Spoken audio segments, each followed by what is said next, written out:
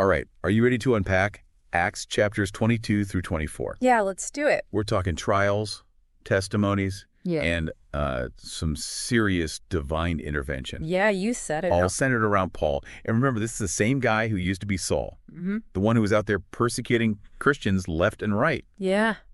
Talk about life changers. It really is. It is a fascinating transformation. What stands out to me in these chapters is how Paul uses every situation, to his advantage. He's facing, you've got angry mobs, political schemes, you name it. Yeah. And yet he manages to turn every corner into an opportunity to spread the gospel. It's pretty remarkable. Yeah.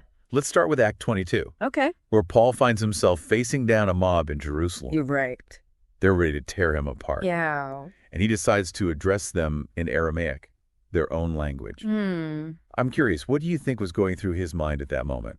Well, I think you have to remember that Paul was a well-educated man, a Roman citizen, but also doubly familiar with Jewish culture and law. Right. He understood the power of connecting with people on a personal level. Yeah. So speaking Aramaic wasn't just like a tactic. Right. It was a way of saying, I understand you, hear me out. It's like a respect thing almost. Exactly. Yeah, and hear him out the did, at least for a little while. He shares his conversion story. Right. The blinding light on the road to Damascus, hearing the voice of Jesus. Yeah. This is a pretty dramatic story. Oh, yeah. But it seems like mentioning his mission to the Gentiles is what really set the crowd off. Yes. Why is that? Well, because this was a radical idea at the time. Okay. The Jewish leaders believed that salvation was exclusive to their people. Mm-hmm. Paul's message of inclusion, that God's love was for everyone, Jew and Gentile alike, was incredibly challenging to the established religious order. I see, yeah. So he's really shaking things up here. So here's Paul, about to be flogged. Oh, wow. When he drops the bomb and I'm a Roman citizen. Yeah. What does this reveal about his character, beyond just being a lucky break? Well, I think this is where we see Paul's strategic mind at work. Okay. He knew his rights under Roman law. Yeah. And he wasn't afraid to use them, even if it meant invoking his privilege in a really tense situation. Right. Some might call it opportunistic. Sure. But it also shows his determination to stay alive and continue his mission. He's using every tool at his disposal, right? Exactly. Yeah. Okay, moving on to Act 23. Okay. We find Paul facing the Sanhedrin, the Jewish ruling council. Right. For those who aren't familiar, could you give us a little background on who they were, what kind of power they held? Sure.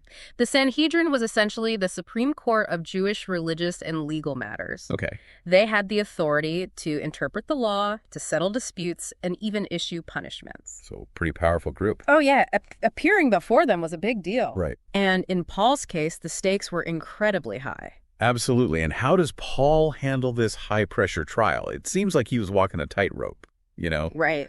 trying to defend himself without further antagonizing his accusers. Well, he does something pretty clever. Okay. He brings up the resurrection, which was a point of contention between the Pharisees and Sadducees, Right. two main factions within the Sanhedrin. Gotcha.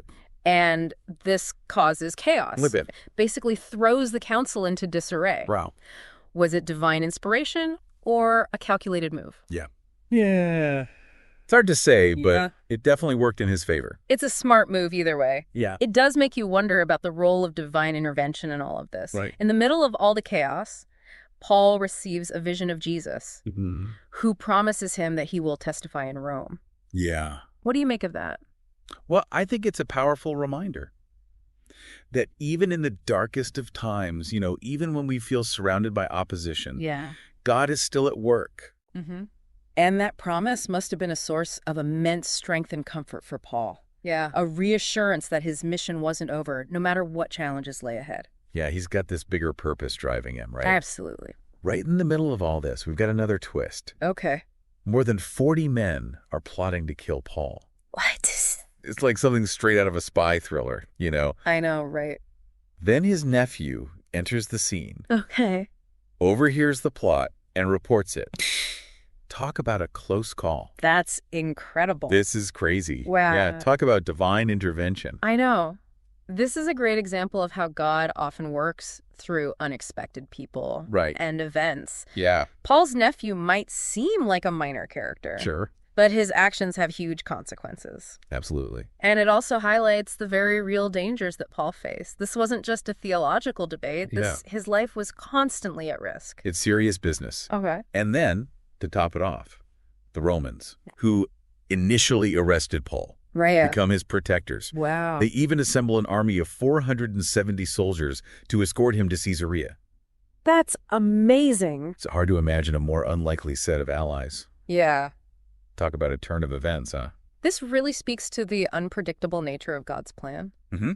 Even the mighty Roman Empire, often seen as an instrument of oppression, becomes a tool for protecting Paul. Yeah. And ensuring that he can continue his journey. It's wild. It makes you realize that God can work through anyone. And anything. To accomplish his purposes. It's a good reminder. All right, so we've seen Paul navigate angry mobs, political maneuvering, and even a murder plot. Wow. And we haven't even gotten to his trial before Felix yet. Oh, man. I know, right? We're going to have to pick up this story there in the next part of our deep dive. I can't wait. It's really quite a turn of events that Paul is now under the protection of the very people who arrested him. I know, right? Talk about irony, but let's not forget, he's still a prisoner. It's a well-guarded one. Exactly. Act 24 takes us to Caesarea, where Paul stands trial before Felix, the Roman governor. Okay. What can you tell us about Felix? What kind of leader was he? Well, historical accounts suggest that Felix was a bit of a wild card. Oh. He was known for his ambition, his ruthlessness, and let's just say his flexible morals. So not exactly a saint. Not exactly. Sounds like Paul is facing an uphill battle here. Yeah. How does he approach this new trial, knowing the kind of man he's dealing with? You know, Paul continues to present himself as a law-abiding citizen. Okay. Both under Jewish and Roman law. Right. He refutes the charges against him in a calm and reasoned manner. So he's keeping his cool. Yeah, he is. He's not backing down from his beliefs. Okay. But he's also not trying to provoke Felix unnecessarily. He's playing it smart. Yeah. And yet, Felix keeps him under house arrest for 2 years. I know, right? What was the reason for this delay? Was Felix genuinely trying to figure out the truth of the matter? That's where things get a bit murky. Sources suggest that Felix was hoping for a bribe. Oh, really? Yeah, he saw Paul's situation as a potential opportunity for personal gain. So even in a system that prides itself on law and order, corruption can still find a foothold. Absolutely. It's a reminder that power can corrupt. It definitely can. Yeah.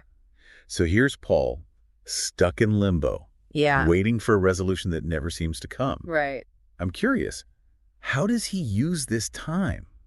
Does he just sit around and wait, or does he find a way to be productive? This is what I find so inspiring about Paul, you know. He doesn't waste a minute. Okay. Even under house arrest, he continues to share the gospel with everyone he encounters. Really? The guards, his visitors. Wow. Even Felix himself. That's incredible. His confinement becomes another opportunity to spread the message of Jesus. It's like he's turning his imprisonment into a mission field. That's amazing. It really shows his dedication. Yeah. But let's go back to his message for a second. Okay. We talked about how his mission to the Gentiles angered the Jewish leaders in Jerusalem. Right. Can you unpack that a bit more? Why was this idea so controversial? To understand this, you have to consider the historical and religious context. Okay. At the time, most Jewish people believed they were God's chosen people, and that salvation was only available to them. Right. Paul was challenging this deeply ingrained belief. I see. By saying that God's love and salvation were available to everyone. So regardless of their background. Exactly. Regardless of their ethnicity or religious background. Okay. This was a radical idea. Yeah. A major shift in thinking that had huge implications for the future of the Christian faith.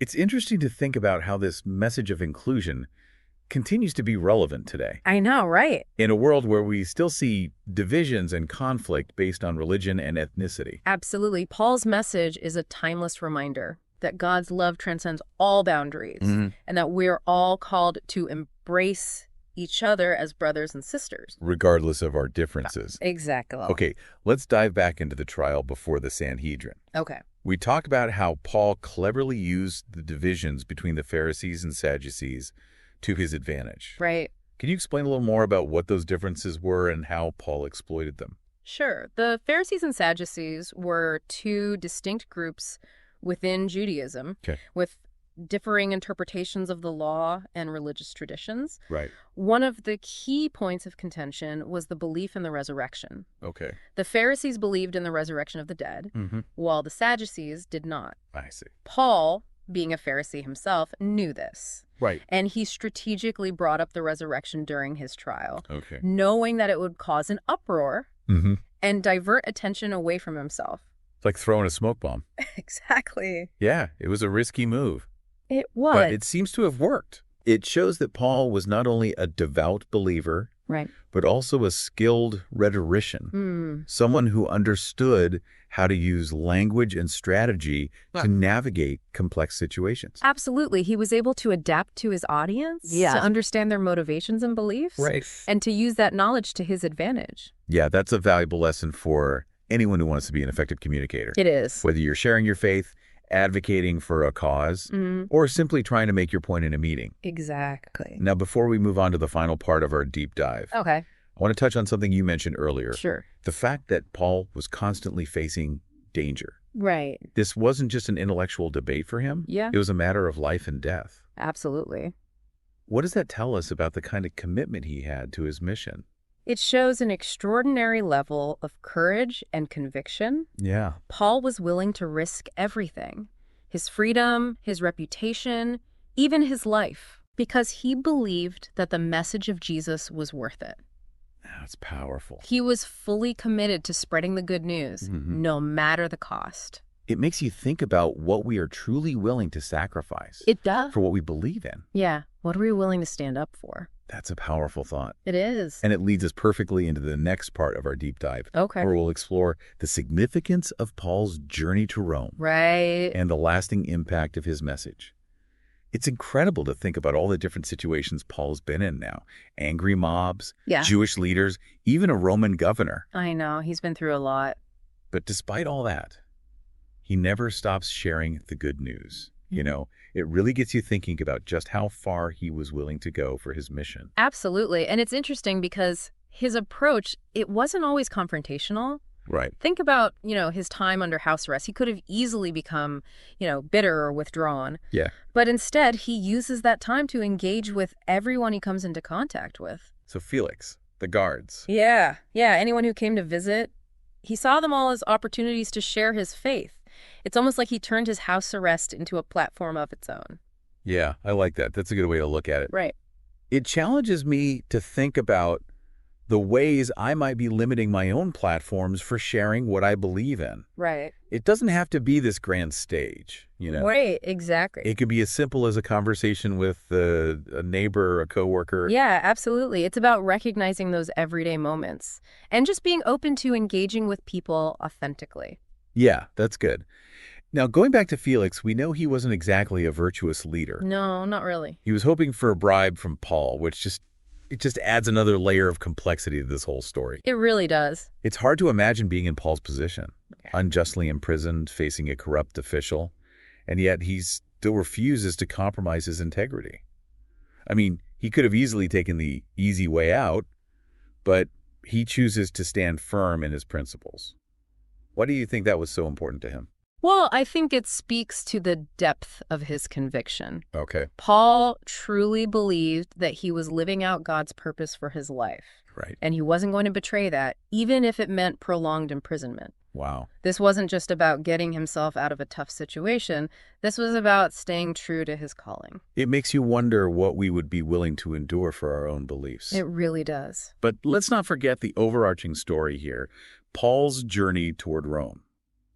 He receives a vision promising him that he will testify there.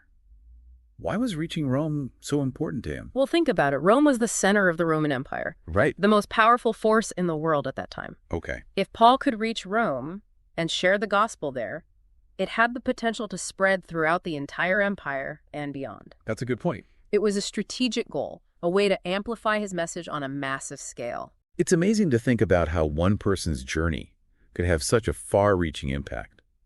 So despite all the trials, the delays, the constant danger, Paul never lost sight of that larger vision, huh? No, he didn't. It really makes you appreciate his level of dedication. It does. His journey was far from easy, but his commitment never wavered. It raises an interesting question for us today. How much are we willing to sacrifice for what we believe in? Yeah, what are we willing to endure? Would we endure hardship, face opposition, Right. risk our comfort, even our safety, to share our faith or stand up for what we believe is right? That's a powerful question. It is. Paul's example reminds us that faith isn't just a passive belief. It's an active way of living that often requires courage, resilience, Right. a willingness to step outside our comfort zone. Exactly. And his story isn't just about these grand gestures Right. or like these dramatic events. It's also about those everyday choices we make, Yeah. how we treat others. How we use our time. Right. How we use our resources, how we stand up for what we believe in, even in small ways. Yeah. These seemingly ordinary actions, they can have a ripple effect that we may never fully comprehend. Well, I think we've covered a lot of ground in this deep dive into Acts chapters 22, 24. Yeah, we have. It's a story full of twists and turns, high stakes, and inspiring lessons about faith, courage, the unwavering pursuit of one's calling. What's your final takeaway for our listeners as we wrap up this episode? You know, I think Paul's journey, it challenges us to think critically about our own lives, Yeah. our own beliefs, Right. the ways we choose to live them out in the world. Yeah. It reminds us that even amidst chaos and uncertainty, even when we face opposition or setbacks, Right. we can still make a difference. Yeah. We can still choose to live with purpose, to stand up for what we believe in, and to share our own stories with courage and conviction. Well said. Yeah. Thank you so much for joining us on this deep dive. Yeah. We hope you've gained some valuable insights Yeah. and perhaps even a renewed sense of inspiration from Paul's incredible journey. Until next time, keep seeking, keep exploring, and keep living out your faith in meaningful ways.